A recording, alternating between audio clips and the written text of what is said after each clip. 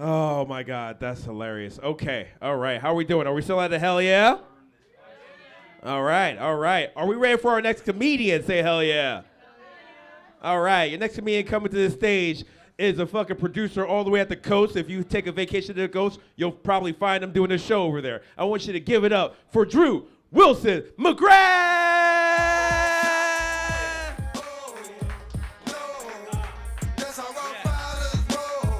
Keep it going for your host, ladies and gentlemen. Yes. Yes. Keep it going for the people that have been outside the whole time that are finally interested in the show. Welcome in, please. I know the AC hasn't kicked on yet, but hey, it's getting there. We're going to turn on the AC. But we're going to leave all the fucking doors and windows open so it doesn't make a goddamn difference whatsoever. That's how you know you were raised in a Republican household, is if when you turn on the AC, your parents just are just like, shut everything, including your mouth, child. All right? Who's sending you to fucking college? You? No. Sorry. All right. This set started with a lot of fucks. You don't like me already. Is it? I don't know why. Is it my tits? Like, what's going on here, bud? Yo, you're fucking with the tits. All right. Now, ideally, not the response I wanted. I mean, now I'm like, shit, I'm on 82nd. My car battery's about to die. He's not one of the prostitutes I drove by on my way past the McDonald's, and this guy's trying to fuck my tits. So I thought I was going to be fucking some tits tonight, and apparently I'm getting my tits fucked. So welcome to Portland, baby. Yeah. Jarrell, great introduction. Thank you. I love this guy. He books some great shows. Follow him. Go to all of his shows. Like you said, I'm a producer out on the coast, which basically means the only place I can get stage time is out on the coast anymore. And that's where I go. I go where only seagulls dare. That's where I go. Fuck you, Iron Maiden. All right? You've got eagles. I've got seagulls. All right? I've got some gay-ass birds floating around. Just being like, you're doing great. And then I'm like, thanks. Thank you. I am in a dive bar. I'm in a dive bar on the coast. Either way. Like, I produce the shows, but they're still in bars. Yeah. So a bunch of longshoremen don't like that I keep offering to fuck them in the ass every night. Not fond of it. Not fond of it. Keep it going for Covert Cafe. Yes. Yes. Formerly known as Growler's Tap Room. Keep it going for the old name, too. Yes. I love the entrepreneurship. They changed their name as soon as they got a fucking flat top. And I was just like, yes, baby. Get it. Also, Covert Cafe is the least covert name I've ever heard of for a place. No, where's the spies? Who's a spy here? Raise your hand, sir. I saw you walk in, and I was very curious about you. Are you a spy? A spy would say that, sir. Yeah, I see.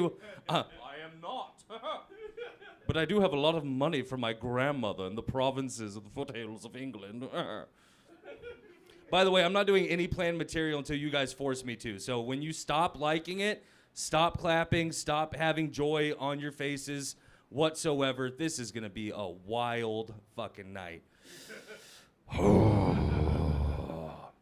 Trying to quit drinking. Anybody else? Give it up for trying to quit drinking. Drinking a beer. Boo. Yeah, dude. Fucking boo. Who said boo? The guy who sells the beer. Oh. Well, you're not helping. You're not helping by giving it to me for free, Joe. Okay? Yeah, I am. Yeah. You're helping me not bring full circle the plans I have with my fiance tonight to drive out to a very, very dark place in the middle of nowhere in Oregon and see the Northern Lights, because I might be able to. It's so crazy. After 7 years of a relationship, you could basically pitch a serial killer idea to your better half, and then she's like, that sounds so romantic. Oh my God, you're finally paying attention to me. I love it. I called her just before this set. I was like, hey, baby, in about 3 hours, do you want to drive out to Vernonia and see if we can find a place with no city lights and see the Northern Lights? And her first response was not like, I'm calling the cops. It was, that sounds lovely. And I'm like, all right, we've really brought it along in this relationship. Can't wait to get married. I am trying to quit drinking. I realized I had a drinking problem when I started believing in myself. Anybody else? That's a dark joke. You have to kind of, has to come full circle. You have to have a lot of confidence to believe in that joke. You have to have made a lot of bad decisions that you thought were good decisions in the moment. No, I actually mostly just want to clear your head. I realized like doing comedy drunk isn't that fun. People make it out like it is, and it's like if you're doing playing material, sure. If you're trying to just go in there and have fun, drinking while you're doing a set is not great. It's not. But when you stop drinking, it's awesome. You start like seeing things more clearly. Like the other day, I was driving and I saw a triple rainbow for the first time in my life because I was paying attention. Anybody ever seen a triple rainbow? Anybody? It's crazy. They're very, very rare. For those of you that haven't seen one, this is what a triple rainbow is. It's a double rainbow, and then there's my gay cousin Jeffrey underneath it, just waving and having a grand old time doing cool gay guy stuff, like owning his own home and being happily married for 10 years. Yeah, okay. All right. Didn't know what else to talk about. You still want to fuck my tits after that last 3 minutes? God, sweet. I like that, dude. Joe, where's the other Joe?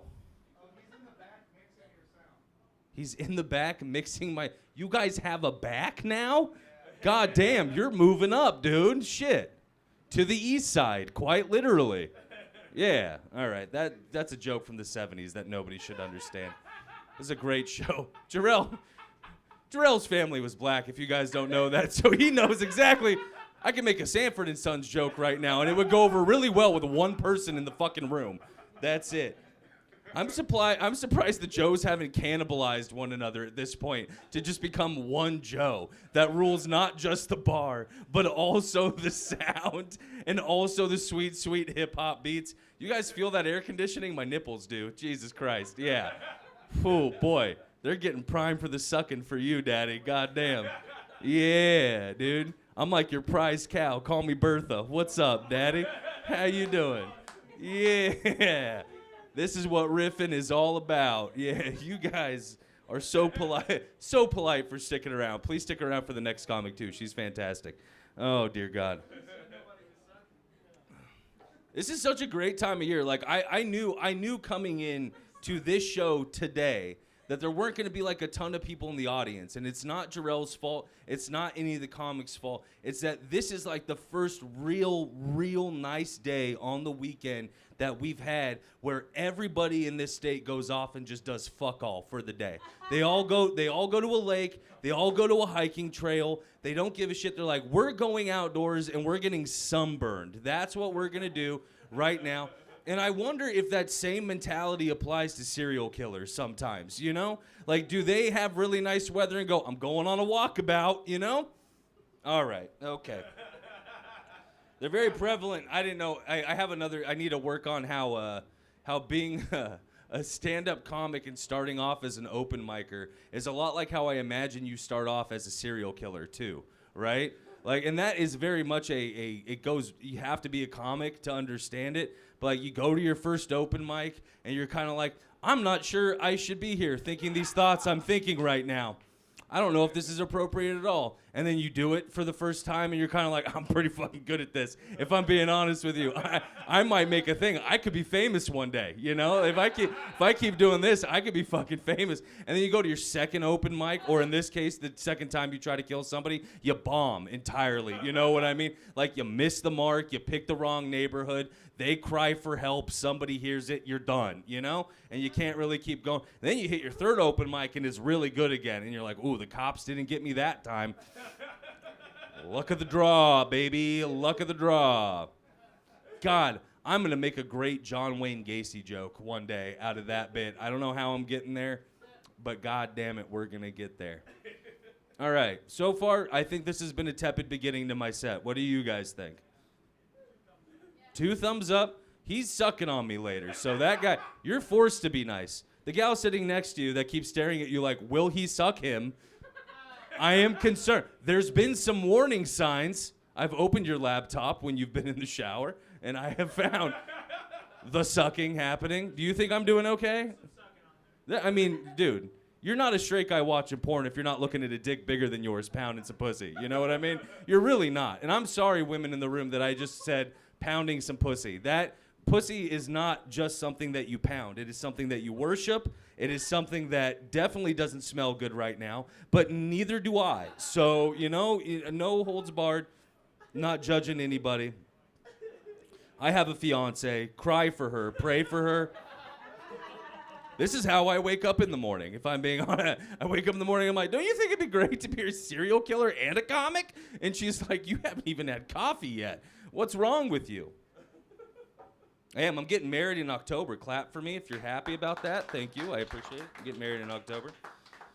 That's awesome. Getting married to the love of my life. I'm very excited. I do have to tell my fiance what that guy's name is, though. That needs to happen real soon. Her parents have sunk $20,000 into this shitty farm wedding that we're about to have. And they are Catholic, so they're not going to be thrilled when Jason shows up instead of Rachel. And I'm like, gotcha. They're not going to like that at all.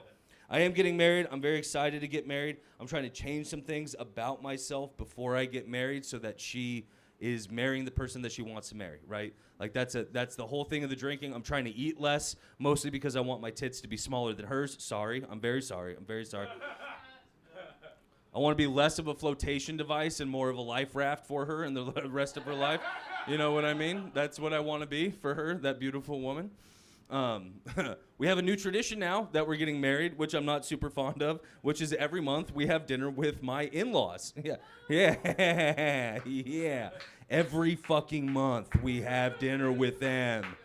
Toward the end of the month, right around when rent's due. That's when dinner's due, too. And I'm like, great. Can't wait to hang out with them. They're great people. Very, very Catholic. Dear God. I don't know. I don't need to go into that. She's not here. I don't want to besmirch her father, but God, I got to get to that soon. Yeah, we are. We're getting married. We have dinner with her family every month now as part of our new tradition, which I think is sweet. It also can present some problems because we were at dinner recently, and her mother decided to ask me during the dinner, what are your financial plans for 2024? Which is a great question to ask somebody who's here right now doing what I'm doing. She was like, what are your financial plans for 2024? And I was like, have financial plans for 2024. That is the first step in the planning. Secondly, I wanted to be honest with her because I love her mother. Her mother's name is Sharon. She's an amazing woman. And I told her, Sharon, I'd like to own my own house by the end of the year. And judging by the silence in this room, you guys also know that will never fucking happen. Thank you for the support, Portland. I appreciate it. She's like, oh, you want to own a house by the end of the year. How do you plan on making that happen? That's what she asked, which I thought was sweet because, she's just interested in what I'm going to do, right? It was not what she said. It was how she said it, though, that irked me because she said, what are your financial plans for 2024? But the way she said it was, what are your financial plans for 2024? Like, what are you up to, you silly little goose? What are you getting into? And I told her I want to own a home. She's like, how do you plan to achieve that? And I was just like, I'll be honest with you. I'm going to work 3 jobs. I'm going to save up all the money. And then I'm going to step out in front of a city bus. That's what I'm going to do.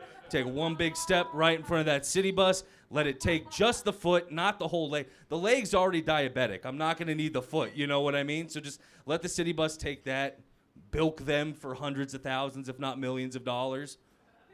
And make it work. And her mom laughed, which kudos to Sharon, right? Like I was like, hell yeah, we got her. Her dad, who is funding the whole wedding, did not laugh, and that sucked. You're just kind of like, damn, I'm not going to impress you, but I'm definitely not going to impress you by being broke and only having 1 foot. You're not going to love that at all. And as we were leaving the restaurant, her mom pulls me aside, and she's just like, hey, I know you were just joking about getting hit by a city bus, but just so you know, in college, I had a friend named Jessica, and she used to slip and fall all the time at a Walmart. And she had a really big house. And I was like, nice. I'm Republican now. Like, that's how I felt in that moment. I was like, I get it. Don't work for the system. Make the system work for you, Sharon. I'm on board with that. Our parents aren't going to get along at all. Like, they've met once. They're very Catholic and very into space, which I never thought those two things would bind together in the way they have. They're astrophysicists that also believe in God. Like, really believe in God. Okay. I don't even know where the joke is in that. It's just the irony is overwhelming, and I'm a little drunk right now, so. My parents are gay. So I have lesbian moms, and her parents are. Why are you wearing sunglasses inside right now? Are you? Oh, why do you want to see my face that bad? Do you want to see each individual bead of sweat? No, actually, yes. There's a lot of them right now. I'm rocking 350 pounds, and I'm wearing jeans on a summer day. I knew I had to wear jeans because Elijah and I coordinated our outfits before this, and I was like, I want to look like a fatter version of you. What are you wearing? And he did not say shorts, and I was bummed out, man. I was like, shit. Yeah, I don't know. I do. I have gay moms. Most people don't believe me when they hear that I have gay moms, and I've heard this as feedback after shows. People tell me, you don't look like you have gay moms. And I'm like, what does that even mean? What are we supposed to look like? Also, I think I'm taking the fucking hat for looking like I have gay moms. I look like Fat Ellen, dude. I'm just like, yeah, my parents are gay as shit. Like, I'll be honest. God, it sounds so weird to say gay as shit. They really aren't that gay. They're like Republican lesbians, if you can even imagine that. My mom's first question to our wedding venue in Washington was, are firearms allowed? Like, that was her first, that's honestly her first question. She's like, can I bring my 9mm into the venue? And when the coordinator asked why, she's like, you never know what's gonna happen. And I'm like, you sound like the problem, honestly, if we're being very honest with one another. I don't look like I have gay moms. You put your glasses on for a second. Do I look like I have gay moms? Yes. Well, fuck you, dude. That's rude. And no, I'm just kidding. That's, I love my moms so much. When people tell me that, I'm like, look, dude, I got fucking Lizzo's hips and Jack Nicholson's torso. You tell me I don't look gay? I look like you squeezed me out of both a Lane Bryant and a Home Depot at the same time. I'm like, I know what I look like, okay? Yeah, tell me what I fucking look like. My non-biological mom, which is what I have to call her for the purpose of this joke, because then other people ask which one when I say my mom. My mom used to pick me up from daycare in a Harley-Davidson motorcycle with a sidecar that she built from scratch in our garage. That's like the coolest thing. It really was the coolest thing, man. Like, that's also maybe, like, proof, you know, that maybe you don't just come up with that out of nowhere, right? Like, there's source material right there, if I could say that sentence. But she did. She used to pick me up from daycare in this Harley. It was the coolest thing. And made me the coolest kid in daycare, which does not matter now as much as I hoped it would, if I'm being honest. Definitely mattered back then. Definitely mattered back then. She comes screaming down the block in her Harley, silver hair billowing out of a helmet, cigarette hanging out of her mouth. Tom Petty's on the radio, you know, just jiving. She'd honk the horn as she'd pass the sandbox. I'd run out of the sandbox. I'd hop in the sidecar. She'd hand me a cigarette. We'd take off. We were best friends. That was the coolest person I ever met. I did that joke in front of my mom once, and she said, actually, it wasn't a Harley that I used to pick you up in. It was a Kawasaki. Oh, yeah. Thank you. You understand my plight right now. And I had to look at my mom dead in the eyes and be like, honestly, that's the gayest thing you've ever said to me. Why would you ruin my dreams like that? Do you still want to suck on them after that joke? How we feeling? You seem like a guy with gay moms that's very offended at my gay mom jokes right now. Okay, no.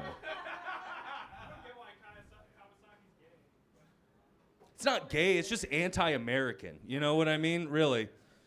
That's a good question. Why is Kawasaki's, what would be the gayest motorcycle brand? A Harley. Yeah. Oh, come on. You think a Harley's the gayest? 100%. You've seen, okay, well, I mean, in all fairness, you can really find a glory hole quick on a Harley. You know what I mean? Like, I think they got GPS built in those fuckers right now. Harley, no, and all, that's great. Harleys are the gayest thing out there.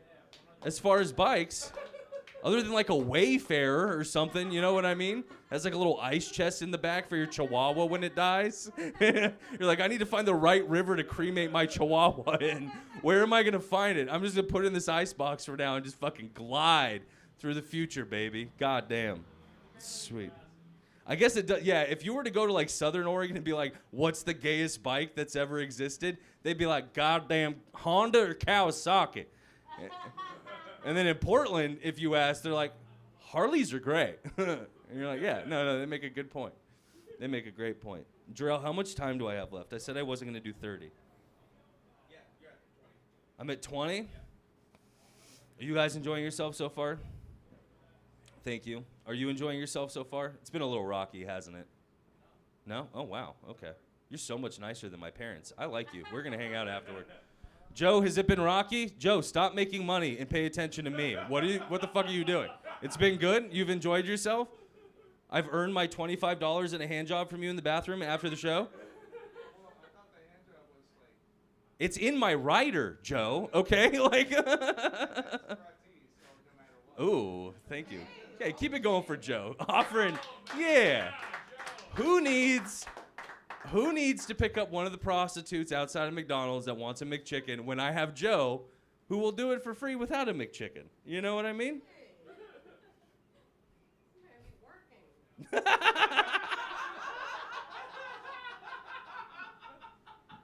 Not making enough money off the Stormbreakers. I'm going to give you a real Stormbreaker, Daddy. That's what I'm going to give you.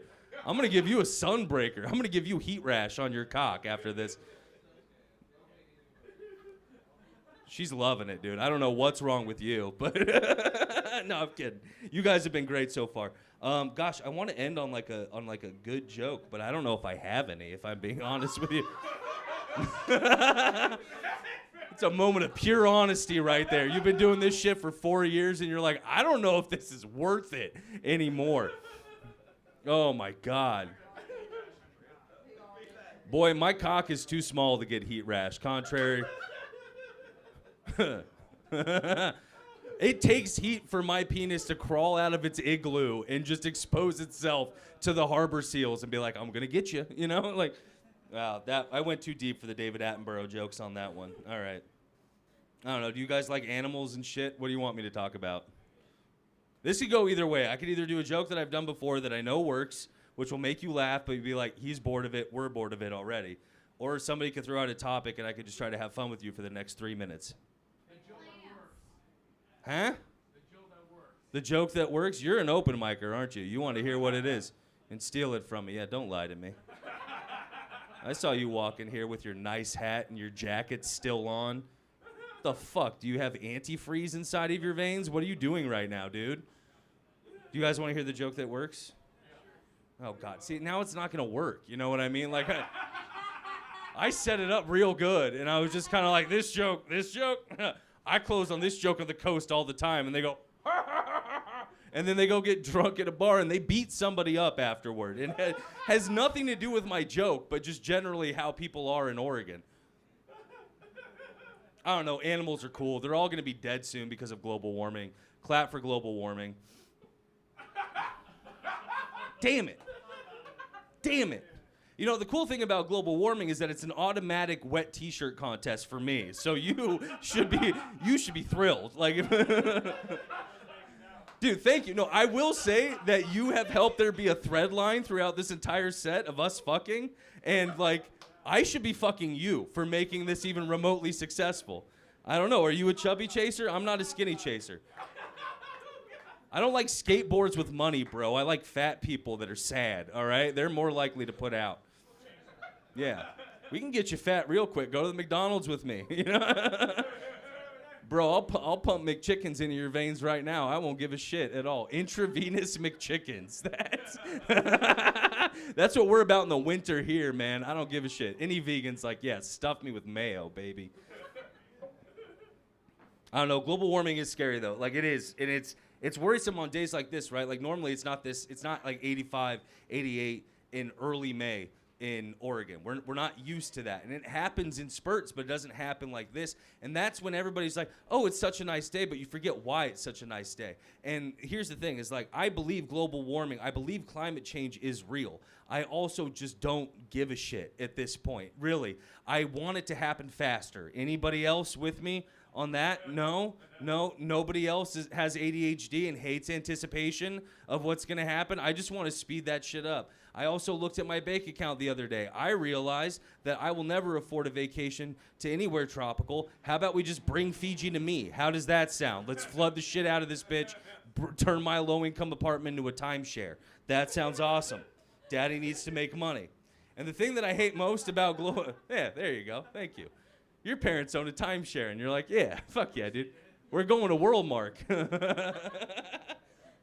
No, the thing that I hate the most about global warming, I've been doing this joke for too long, so I keep trying to find different ways to approach it. But like, the thing that I hate the most about it is that all the marketing is around animals, and none of it's around human capital, right? They're not like, what's going to happen to Florida? Not that anybody would care what happened to Florida in the event of global warming. We'd be like, kill them all. I don't give a shit. The Heat suck. You know what I mean? The Heat can't even make it through the first round of the playoffs anymore. Why do we care about Florida, right? The Dolphins, they can swim. I'm just doing sports jokes now. All right. But it's all about like cute little animals. It's all a marketing plan, right? Just like when Al Gore came out and mentioned global warming, it was all part of an agenda for him. They're selling an agenda to us at this point for global warming. They're like, hey, if you don't want penguins to die, you'll start caring more about the environment. And what they forget is that most people don't give a shit about penguins. And so we're like, burn it down, baby. Burn it down. Penguin fans? Do we have any penguin fans here? Yeah. Yeah. I hate penguins. I don't think they're cute. I don't think they're useful. I don't think they taste good. Can't make penguin confit and have it taste as good, you know what I mean? Why are we trying to save them? Like, do you guys know what penguins do as a hobby?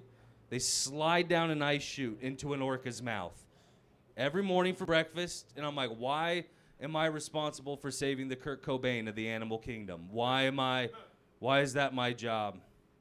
All right, that part. I told you it wasn't going to go well. I told you.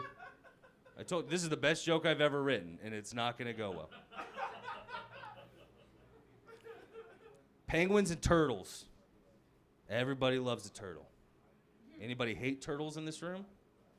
Anybody love turtles in this room? Okay, hell yeah. A raise of the hand, nice, polite private school boy. I like that. I'm kidding. He went to Grant. He knows it. You know what I mean? All right. Everybody wants to save turtles. They're like, turtles are cute. I'm like, dude, every turtle looks like my grandma before we took her off dialysis. You know what I mean? Like, that's not cute. I'm sorry. I said after we took her off dialysis. That's not my decision. That was my mom's decision. I'm roped in on that one. I'm tired of trying to save turtles. Everybody's like, turtles are cute. They're not cute. They're ugly. Everybody's like, not everybody. Somebody at a show once said, turtles make great moms. Anybody ever heard that one? Yeah. You want to know why? This is how turtles are as moms. They show up to a beach. They have 1,500 babies. And then they leave that beach forever. And they never come back. That is not a great mom. That's a Kardashian. There is a difference. I could say that after the Tom Brady roast. She got booed, okay? Kardashian jokes are back, baby. Everybody seems to know one thing universally about turtles, which is they can live to be really old, and that is true. Like, the average age of a turtle is like 160, which is crazy. I just don't think being old is that fun of a fact anymore. I don't think we should just love something based on the fact that it can get old. My grandfather, I loved him. He got old. He lived to be 106. That's old. And he drank Miller High Life. Lived to be 106. You want to know a fun fact about that guy? Yes. Thank you. That was your guys' part to be like, yes. So let's try that again. He lived to be 106. You guys want to know a fun fact about that guy? Yeah, we love your grandpa and his short shorts drinking Miller High Life in Los Angeles. Fuck yeah. That guy's the shit. Yeah, no, he did. He lived to be 106, and his claim to fame is that he killed 3 Germans during the war. Clap for that guy. Patriots. He did us all a favor. Problem is he did that during the Vietnam War, which is the wrong war. It is the wrong one to do that during. And you ask your grandfather, like, Grandpa, why'd you do that? And then he just says, I don't know, they sounded funny. And you're like, okay, you died at the right time. Hey, guys, I've been Drew. Keep it going for Jarrell for hosting the show and having this lineup tonight. It's a strong lineup. Your headliner's fantastic. Stick around for her. Everybody, thank you. Have a good night.